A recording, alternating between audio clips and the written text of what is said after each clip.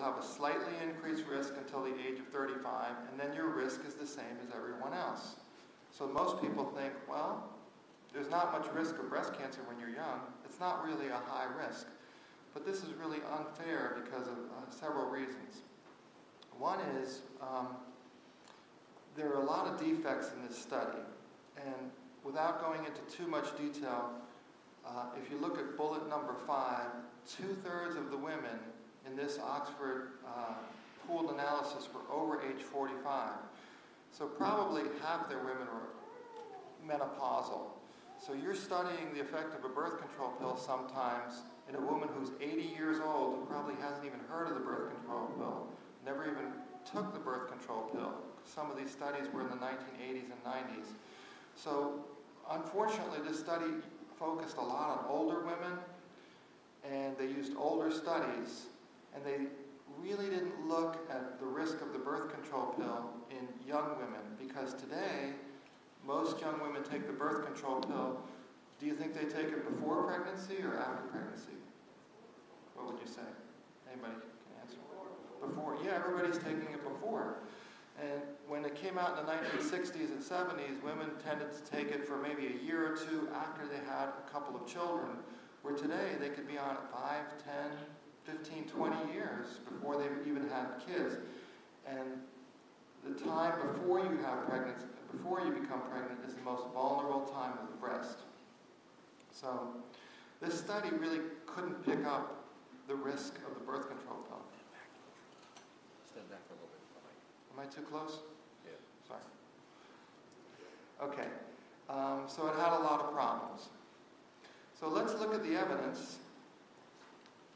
There are two pieces of important news, and one is that the World Health Organization classified oral contraceptives as a Group 1 carcinogen. A Group 1 carcinogen is the most dangerous type of carcinogen. And the World Health Organization is certainly not pro-life, so they're saying it's a dangerous hormone. The second thing is the studies from today. What did the study show? Well, after many years of research, we published what's called a meta-analysis, a grouping of all the studies in the world in 2006, so a more recent study than the Oxford pooled analysis. And the Mayo Clinic Proceeding is one of the top journals in the world. So in order to get into this type of journal, it has to be peer-reviewed, and this is such a controversial topic that it would not have gotten in unless it was an accurate study. So we published this study with the grace of God, because it was definitely a miracle to get in. And here's the title: Oral Contraceptive Use as a Risk Factor for Premenopausal Breast Cancer. And what do the studies show? There are two slides. Here's one of them, and then the next will follow. And you can look at those numbers. Can you see the percentages from the back? Okay. So you can see that most of those studies are positive. You know, if someone told you, well, these are the studies from smoking and lung cancer, you probably wouldn't be shocked. But if someone says, these are the studies from the birth control pill and breast cancer, you know, the young ladies, I work with a lot of nurses, and they're very surprised when they hear this. And so here's the second slide. And you can see there are 21 out of 23 studies show an increased risk. And the only two that are in red are a small decrease. So if you pool that all together, statistically, you'll find it comes to a 44% increased risk. And this was statistically significant at the 99% confidence interval, which is it's a higher degree of certainty than most papers will publish. And just graph form, I once showed this slide to a group of lawyers, and this particular lawyer was from the South. And after I gave my presentation to this lawyer, he sat back in his chair and he goes, "Doctor, that's a lot of blue." And, you know, unfortunately, you know, I don't know what it will take for women to hear about this, but it may end up a lawsuit because the media and the medical establishment are not doing their job, and nobody's heard of this stuff. As Steve said, this information is in flyer form. That graph I showed you right there is in One More Soul's flyer. We also have a research site called the Polycarp Research Institute. If anybody would like an actual copy of the Mayo Clinic paper, it's right up there. The Mayo Clinic puts their papers for public use, so there's a link to it.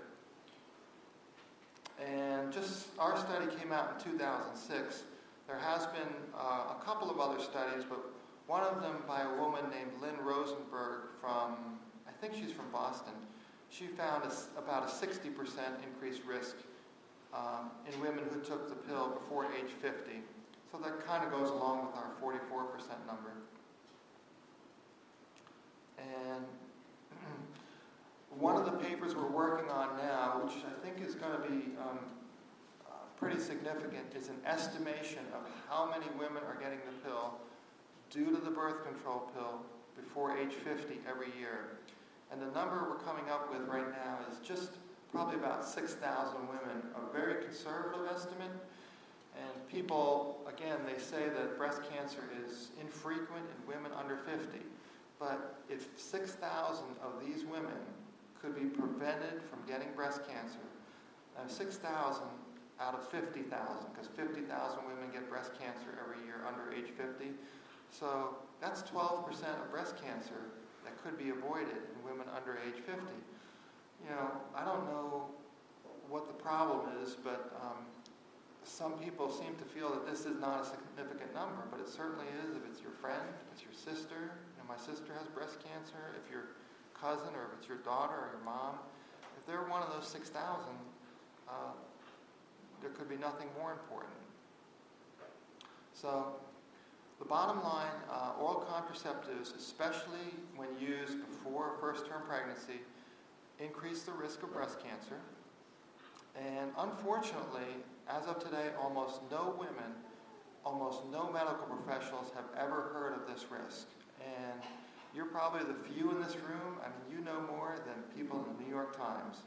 And that's I'm not kidding about that. That the day after the study came out, I received a call from the Mayo Clinic, and they said the New York Times, and I think they said NBC would be calling me the next day. So I became rather nervous. And my wife said, "You don't need to be nervous. They're never going to call you." And she's smarter than I am. She's right.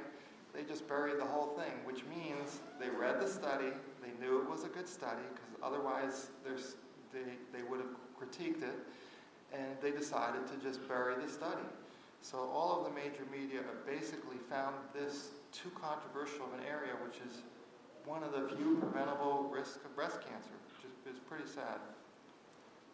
And the flyer and the book are in the back, and I guess we'll have questions later, or...